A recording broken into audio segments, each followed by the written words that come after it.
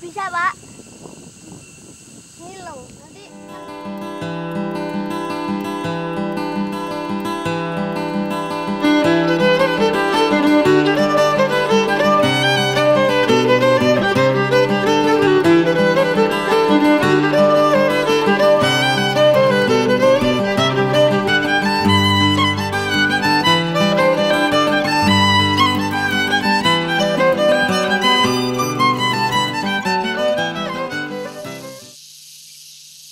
tässä ei ollut mitään, tämä oli ihan tyhjä. Ihan, että nyt tämä on niin kuin vuodesta 1989 me ollaan kai tätä kuokittu. Ja silloin siellä missä oli meillä se leiritalo, niin siitä se näkee, että se on puoli metriä sinne ruokamulta kasvanut tässä 15 vuodessa.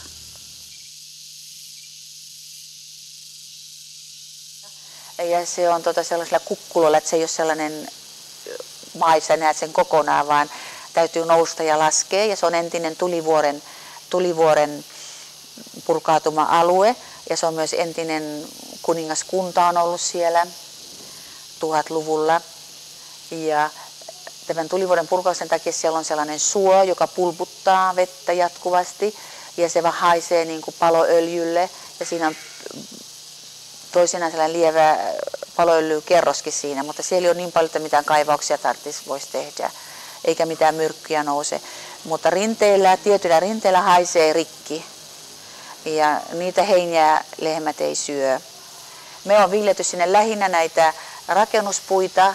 Siellä on mahonkia ja singonlaut, joka on sellaista rakennuspuuta, ja hedelmäpuita paljon.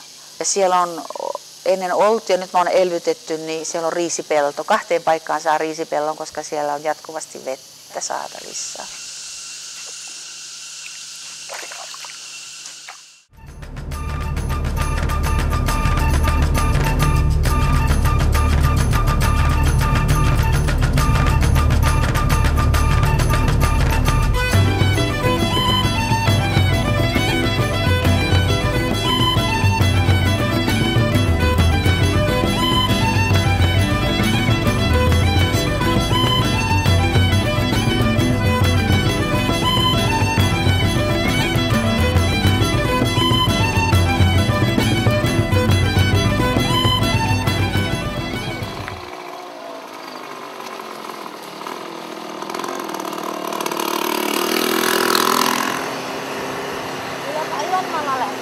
Pulang. Udah pulang ke Malang? Semarang.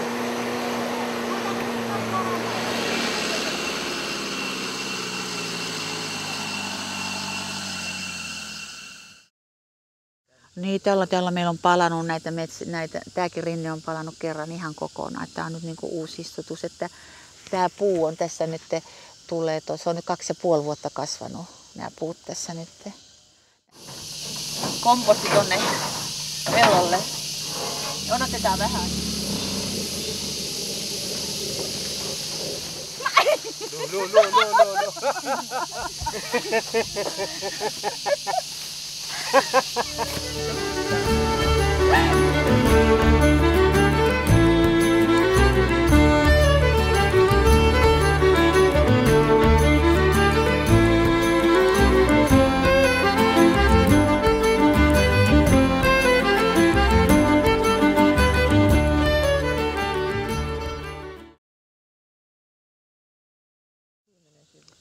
Niin, ja me ollaan esimerkkinä täällä, että tämä metsistys ja tulisi metsäksi edelleen niin tärkeitä. Ne kaikki nyt, nämä naapurit on ruvennut jo istuttamaan puita. Mutta se ei ole niin helppoa kuin Suomessa, että kun täytyy tuoda sitä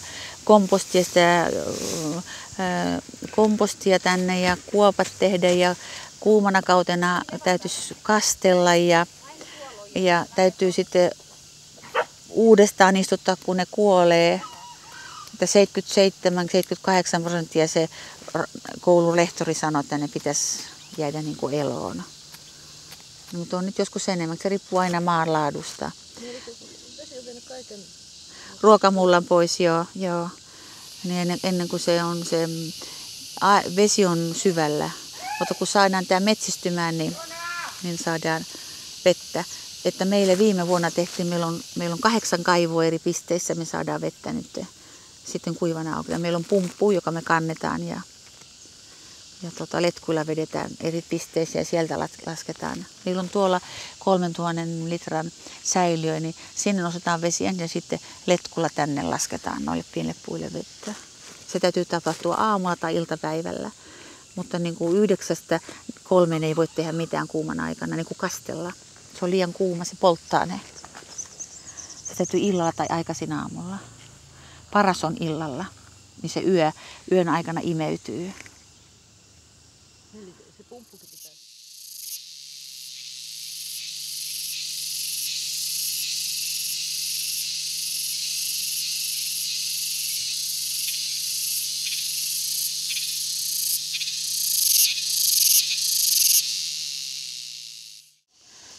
Tämä on niin kuin 15 vuodessa vasta tullut tämän näköiseksi, mitä tämä on nyt. Ja nyt vielä istutetaan puita. Ja tuolla näette noi paljaat kukkulat. Niin meillä on tarkoitus lahjoittaa sinne tammikuussa 1000 tiikkipuuta. Ja tänne ympäristöön muille kukkuloille 1000, eli tähän tulee 3000 puuta, että saadaan toi veden pinta nousemaan ja meidän suohon tuohon vesi nousee. Me tehdään sinne pato, niin me voidaan laskea vettä sitten riisipellollekin. Kun siihen tulee vain peruna, niin se maa heikkenee. Siinä on 500 mahonkipuuta, ne on valtio antanut. Ja sitten kun ne leikataan, kaadetaan, niin sitten se omistaja saa sitä tietyn prosentin siitä myyntihinnasta, koska hän on niinku vuokrannut maan noille puille. Kauanko se kestää? Mahonki kestää siinä 15 vuotta, 18 vuotta. Ja siinä ajassa jo tiikkiäkin saa sitä nuorta tiikkiä. Sitten nuorta tiikkiä kaadetaan ja sitten jätetään niitä isompia puita, jotka kestää 20–30 vuotta. Aina 80 vuoteen asti. Ja sitten tiikki on iso. Kaadetaan ja sitten istutaan uudestaan. Mikä eniten saa hyötyä, kun malttaa? Joo, ja siinä maa myöskin paranee, koska tiikin ja mahonkin juuret menee syvälle. Että tämä on sellaisia paikkoja, että 30 metrin päästä vasta tulee vesi, kun meillä on tehty kaivo. On paikkoja 10 metriä, mutta kaikissa syvin on 30 metriä. Niin se pääjuuri täytyy mennä sinne asti. Mutta jos tässä on paljon niitä puita, missä juuri menee syvälle, niin silloin se nostaa sen veden pinnan ylemmäksi. Se on sellainen taika. Me yritetään auttaa niin kuin tätä meidän naapuristoa myös auttamaan saada vihreäksi tämä kukkua. Tämä on ollut ennen metsä. Ne on kaadettu ne puut ja sateet on vieneet tuon maan pois. Että tässä 15 vuoden sisässä niin meillä on tullut ruokamultaa noin 50 senttiä tähän rinteeseen paikoittain. Kun me rakennettiin toi talo, niin siitä sen näki. Kun se leikattiin, niin sä näet sen ruokamullan siinä ja sitten tämän kovan maan. Ja ihmeellistä, miten syvän ne juuret menee, että ne saa veden. Niin kuin singonlaut, mä en tiedä mikä se on, se sellainen pehmoinen puu, betonki ja tehdään sellaisia laatikoita, niin sen juuret ei mene syvälle.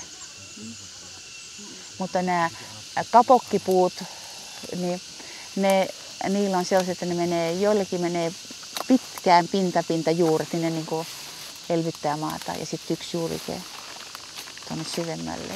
On kahdenlaatuista kapokkia, että juurten mukaan ne sanoo.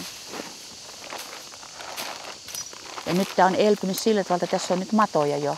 Ja sekin on merkki, että se maa rupeaa elämään. Että me ollaan tuttu lantaa tänne, no lantakin tuo matoja, mutta nyt on matoja. Toisissa on oikein isoja matoja, toisissa on sellaisia pieniä laihoja, mutta että se niin on, maa rupeaa elämään. Siemenestä pannaan ja sitten täällä on noita mahonia, kun ne siemenet on pudonnut maahan, niin me siirretään ne niihin pusseihin. Ne kuolee, jos ne on tuossa maassa, mutta siirretään pusseihin ja sitten ne on varjossa ja sitten kastellaan niitä. Ne on niin kuin tammikuussa 40–50 senttimetriä korkeita. Sitten siirretään ne. Itu bulat.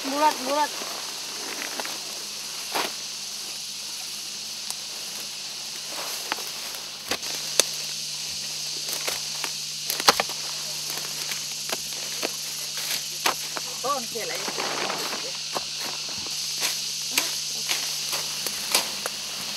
Tulee kuuma taas, kun aurinko paistaa.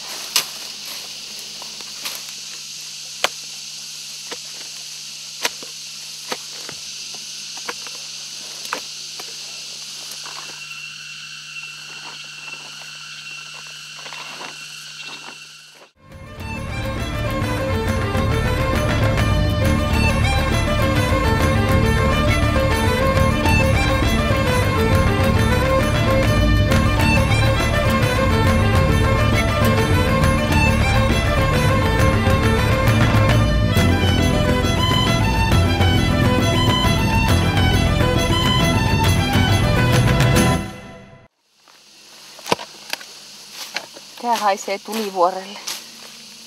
Rikille.